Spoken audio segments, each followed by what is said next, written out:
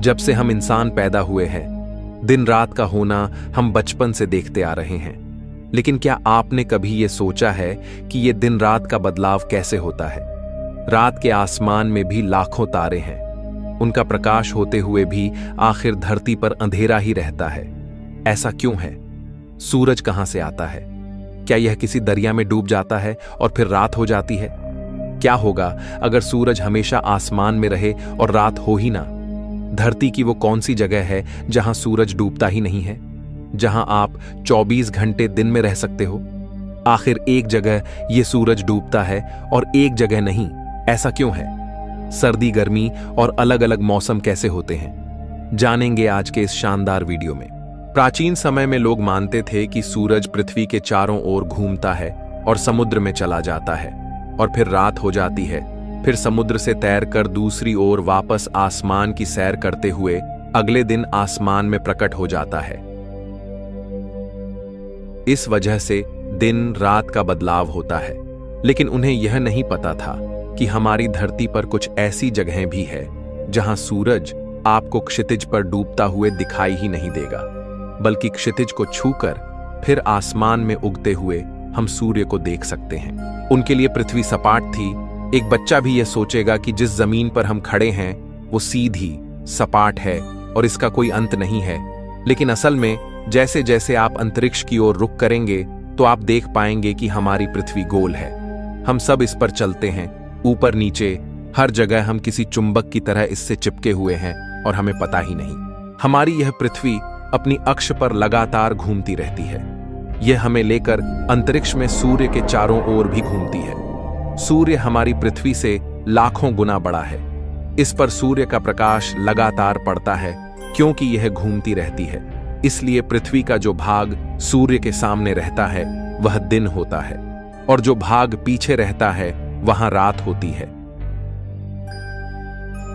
पृथ्वी के घूमने से लगातार यह सूर्य के प्रकाश में आती रहती है, जबकि हमें लगता है कि सूर्य ही आसमान में घूम रहा है। अगर अंतरिक्ष में जाकर पृथ्वी को देखें तो हमें पृथ्वी पर दिन और रात एक साथ दिखाई देंगे।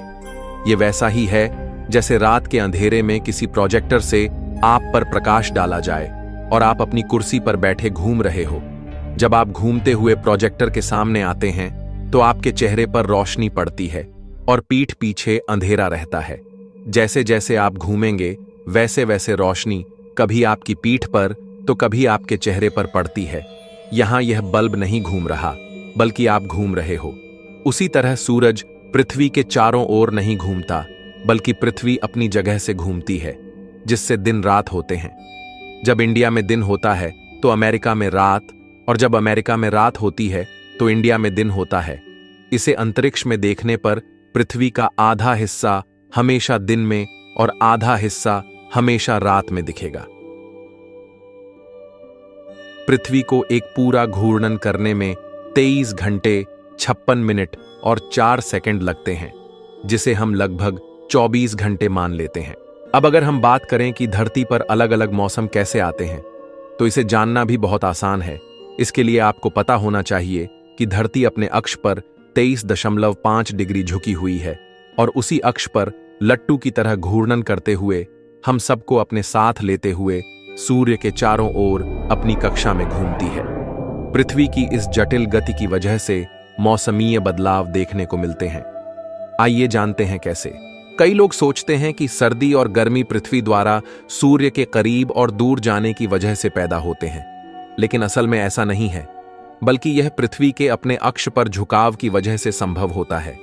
जब पृथ्वी अपने अक्ष पर सूर्य की ओर झुकी होती है, तब पृथ्वी के ऊपर के भाग पर सूर्य का प्रकाश सीधे गिरता है और नीचे के भाग पर यह सीधे नहीं गिरता, जिस वजह से ऊपर और नीचे तापमान का वितरण अलग अलग होता है। इसे समझने के लिए पृथ्वी पर 3 लाइंस खींच लेते हैं। जिस लाइन पर प्रकाश सबसे अधिक गिरेगा वहां गर्मी और जहां सबसे कम वहां सर्दी होगी। ऊपर की कर्क रेखा भारत से होकर गुजरती है। जब धरती सूर्य के सामने झुकी हुई होगी तब सूर्य का प्रकाश भारत पर सीधा पड़ेगा। इस वजह से इस स्थिति में भारत में गर्मी का मौसम होगा और नीचे की लाइन यानी मकर रेखा जो ऑस्ट्रेलिया से गुजरती है वहां किरणें सीधे नहीं गिरती। जिससे उस ओर प्रकाश अधिक क्षेत्र में वितरित हो जाता है। अब जिन देशों से कर्क रेखा गुजरती है वहां गर्मी होगी, क्योंकि ये सभी देश घूमते घूमते सूर्य के सामने आएंगे। दूसरी तरफ नीचे जिन देशों से मकर रेखा गुजरेगी वहां सर्दी का मौसम रहेगा। लेकिन अब अगर आप सोचेंगे कि ऐसे तो कर्क रेखा पे मौजूद देशों पर हमेशा गर्मी और मकर पर सर्दी रहेगी, फिर वहां मौसम कैसे बदलेगा? तो आपको याद दिला दें, हमने आपको बताया था कि पृथ्वी अपनी जटिल गति के चलते सूर्य के चारों ओर अपनी कक्षा में भी घूम रही है और एक घूर्णन पूरा होने में इसे 365 दिन, 5 घंटे और 9 मिनट लगते हैं। ऐसे में जब पृथ्वी सूर्य की कक्षा में घूमते घूमते इसके एकदम विपरीत हिस्से में आ जाएगी, तब मकर रेखा सूर्य के सामने आ जाएगी और कर्क रेखा सूर्य से दूर हो जाएगी। अब पहले की ही तरह सब कुछ होगा, लेकिन इस बार कर्क रेखा जहां भारत है वहां सूर्य की किरणें सीधी नहीं गिरेगी और मकर रेखा पर स्थित ऑस्ट्रेलिया में सूर्य का प्रकोप सीधा होगा, जिस वजह से इस बार जो देश मकर रेखा पर है वहां गर्मी होगी और कर्क रेखा पर स्थित देशों में सर्दी होगी। वहीं जब नॉर्थ हेमिस्फेयर का सबसे अधिक झुकाव सूर्य के सामने होता है, यानी कर्क रेखा सूर्य के बिल्कुल सामने आ जाती है, तब इसे नॉर्दर्न हेमिस्फीयर का समर सोल्स्टिस कहा जाता है और यह साल का सबसे बड़ा दिन होता है और सबसे छोटी रात नॉर्थ के लिए यह साल में 21 जून को होता है। और वहीं इसके विपरीत स्थिति में जब साउथर्न हेमिस्फेयर सूर्य के सामने आ जाता है अपने सबसे अधिक झुकाव में, तो इसे दक्षिण भाग का समर सोल्स्टिस कहेंगे, यानी पृथ्वी के दक्षिण क्षेत्र में यह साल का सबसे बड़ा दिन है और सबसे छोटी रात। साउथ हेमिस्फीयर में रहने वालों के लिए यह दिन 22 दिसंबर को होता है। अब यहां आपको कंफ्यूज नहीं होना है, इसका मतलब यही है कि जब पृथ्वी के नॉर्थ में सबसे बड़ा दिन होता है यानी समर सोल्स्टिस, उसी समय पृथ्वी के दक्षिण में सबसे छोटा दिन और लंबी रात होगी, क्योंकि दक्षिण भाग सूर्य से दूर है जहां उस वक्त विंटर सोल्स्टिस चल रहा होगा। वहीं पे जब पृथ्वी के नॉर्थ हेमिस्फेयर में विंटर सोल्स्टिस होता है तब साउथ में समर सोल्स्टिस होगा। लेकिन सर्दी गर्मी के अलावा अन्य मौसम भी होते हैं, उसे जानने के लिए हमें पृथ्वी की इक्विनॉक्स पोजीशन को देखना पड़ेगा। यह एक बीच की ऐसी स्थिति है जहां सूर्य का प्रकाश पृथ्वी के दोनों हेमिस्फेयर पर बराबर रूप से पड़ता है, क्योंकि तब पृथ्वी का झुकाव न तो सूर्य के सामने होता है न उससे दूर। ऐसी स्थिति साल में 2 बार होती है, इसे इक्विनॉक्स कहा जाता है। यानी 20 मार्च को जब वर्नल इक्विनॉक्स होता है तब उत्तरी गोलार्ध में वसंत की शुरुआत होती है, जबकि दक्षिणी गोलार्ध में पतझड़ की शुरुआत होती है। जब भारत में वसंत का मौसम आता है तो ऑस्ट्रेलिया में पतझड़ का मौसम शुरू होता है। ऑटमनल इक्विनॉक्स यानी 22 या 23 सितंबर के वक्त उत्तरी गोलार्ध में पतझड़ की शुरुआत होती है, जबकि दक्षिणी गोलार्ध में वसंत का मौसम शुरू होता है। जब भारत में पतझड़ का मौसम आता है तो ब्राजील में वसंत का मौसम शुरू होता है। इक्विनॉक्स के वक्त दिन और रात की लंबाई बराबर होती है। इसे आप एक बार वापस देखेंगे तो समझ जाएंगे और थोड़ा गहराई से सोचने पे आप समझ पाएंगे कि पृथ्वी के अपने अक्ष पर घूमने से तो दिन रात होता है, लेकिन इन दिन और रात के लंबाई पृथ्वी के अपनी कक्षा में घूमने से घटती बढ़ती रहती है। अब यहां एक और इंटरेस्टिंग चीज सामने आती है कि पृथ्वी पर कुछ जगहों पर लगभग 6 महीने दिन और 6 महीने रात होती है। आइए देखते हैं वो कौन सी जगहें हैं। इसे जानने के लिए आपको ध्यान देना है कि जब पृथ्वी का नॉर्दर्न हेमिस्फीयर सूर्य की ओर झुका हो, तब पृथ्वी के एक पूरा चक्कर लगाने के बाद भी नॉर्थ पोल पर पूरे 24 घंटे प्रकाश ही रहेगा, यानी दिन। इस वजह से नॉर्वे, स्वीडन, फिनलैंड जैसे देश जो नॉर्थ के करीब है वहां लगभग 6 महीने दिन रहेगा और वहीं नीचे साउथ पोल तक पूरे 24 घंटे पृथ्वी के घूर्णन होने पर भी रात ही रहती है, क्योंकि यह सूर्य के प्रकाश में नहीं आ पाता।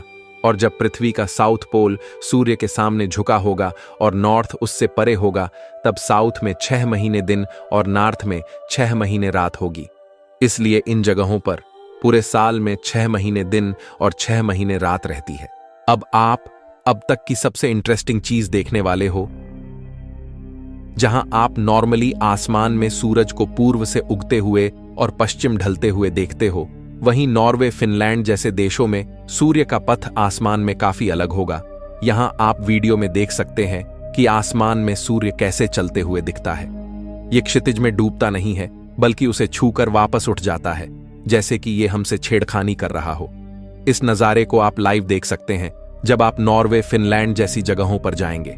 लेकिन अब एक सवाल, क्या ऐसा पॉसिबल है कि अगर हम चाहें तो पूरे साल दिन ही दिन में रहे और रात कभी हो ही ना, या फिर पूरे साल रात में रहे बिना दिन के? तो क्या पृथ्वी पर ऐसी कोई जगह है जहां कभी रात होती ही नहीं, या ऐसी कोई दूसरी जगह जहां दिन कभी नहीं होता? तो हम आपको बता दें, पृथ्वी पर ऐसी तो कोई जगह नहीं है, लेकिन फिर भी हम पूरे साल दिन या रात को एक्सपीरियंस कर सकते हैं, जिसके लिए हमें साइंस की मदद लेनी पड़ेगी। तो सबसे पहले आप अपना बैग पैक कर लीजिए और पूरे साल का जरूरी सामान साथ में ले लीजिए। अब जैसे ही भूमध्य रेखा पर सूरज डूबने वाला हो, उस वक्त आपको अपने प्राइवेट जेट में बैठना है, जिसमें पूरे साल भर का फ्यूल है। उसमें बैठकर टेक ऑफ कर लेना होगा और फिर अपने प्लेन को पृथ्वी के घूमने की विपरीत दिशा में, यानी वेस्ट में, अमेरिका की तरफ ले जाना है। अब आपको स्पीड 1670 किलोमीटर प्रति घंटे सेट कर देना है। जब आप अमेरिका पहुंचेंगे तो वहां दिन होगा, लेकिन आपको अपने प्लेन में बैठे रहना है और लगातार वेस्ट की तरफ इसी स्पीड से मूव करते रहना है। इस तरह पूरे साल भर में आप लगातार दिन में ही रहेंगे, और वहीं अगर आप रात में रहना चाहते हो तो आपको पूर्व दिशा में लगातार इतनी स्पीड से चलना होगा जिससे आप रात को चेस कर रहे होंगे, यानी हमेशा रात में ही रहेंगे। लेकिन क्या यह पॉसिबल है कि इतने तामझाम के बिना ही हम हमेशा दिन में रह सके और कभी रात हो ही नहीं? तो ऐसा पॉसिबल है, लेकिन यह काफी ज्यादा खतरनाक हो जाएगा, और यह तब होगा जब हमारी धरती घूमना बंद कर दे। मान लीजिए अचानक से पृथ्वी ने घूमना बंद कर दिया, यानी इस पर कोई ब्रेक लगा दे, तो तुरंत ही हम सब 1600 किलोमीटर प्रति घंटे की रफ्तार से हवा में धकेल दिए जाएंगे। पृथ्वी पर तेज हवाएं इंसान, गाड़ी, बिल्डिंग्स को बहा ले जाएंगी, और ऐसा होने पर सबकी मौत निश्चित है। लेकिन अगर पृथ्वी की गति काफी धीरे धीरे कम की जाए और फिर ये रुक जाए, तो हम धकेले नहीं जाएंगे, और ऐसी स्थिति में पृथ्वी पर एक तरफ हमेशा सूरज की रोशनी रहेगी, यानी दिन, और दूसरी तरफ हमेशा रात रहेगी। आज से 4.5 अरब साल पहले जब धरती बनी ही थी, तो हमारी धरती पर एक दिन काफी छोटा होता था। यह सिर्फ 4 घंटे का था, क्योंकि तब धरती काफी तेजी से घूमती थी और चांद हमारे काफी करीब था। धीरे धीरे चांद हमसे दूर जाता गया, जिससे धरती का घूमना भी धीरे होता गया। हम आपको बता दें कि चांद हर साल धरती से 1.5 इंच दूर चला जाता है, जिस वजह से अगले 1 लाख साल बाद दिन 1.35 सेकंड लंबा हो जाएगा। लेकिन चांद का यह प्रभाव इतना नहीं होगा कि यह धरती के घूर्णन को ही रोक दे। इन दोनों स्थितियों के अलावा एक और तरीका है जिससे धरती पे हमेशा एक तरफ दिन और एक तरफ रात रहेगी, और यह है टाइडल लॉकिंग। जिस तरह चांद धरती से लॉक्ड है, वैसे अगर धरती भी सूर्य से लॉक हो जाए तो क्या होगा? अगर हमारी धरती सूर्य की तरह प्रकाशित होती तो चांद पर हमेशा एक तरफ दिन और एक तरफ रात होती, क्योंकि ये हमसे टाइडली लॉक्ड है।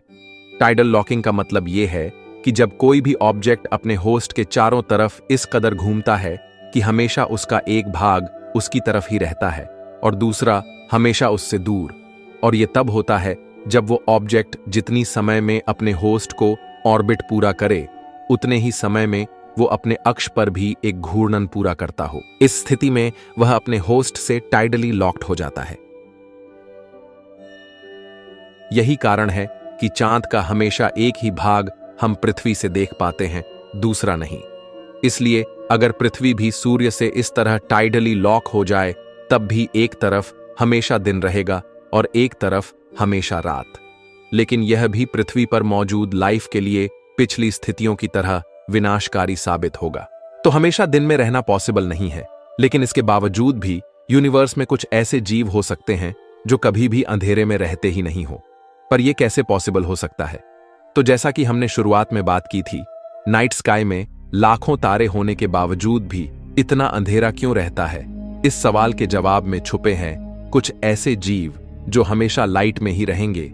इसे जानने के लिए आपको देखना होगा ओल्बर्स पैराडॉक्स का यह वीडियो, जिसके अनुसार अगर हम एक अनंत ब्रह्मांड में रहते तो हमारा रात का आसमान कभी काला नहीं होता। इस वीडियो पर क्लिक करके आप इसे देख सकते हैं। तो फ्रेंड्स, आशा करते हैं कि आप दिन रात का विज्ञान समझ गए होंगे। मैं मिलता हूं आपसे किसी अगले वीडियो में। तब तक के लिए ब्रह्मांड की सैर करते रहिए।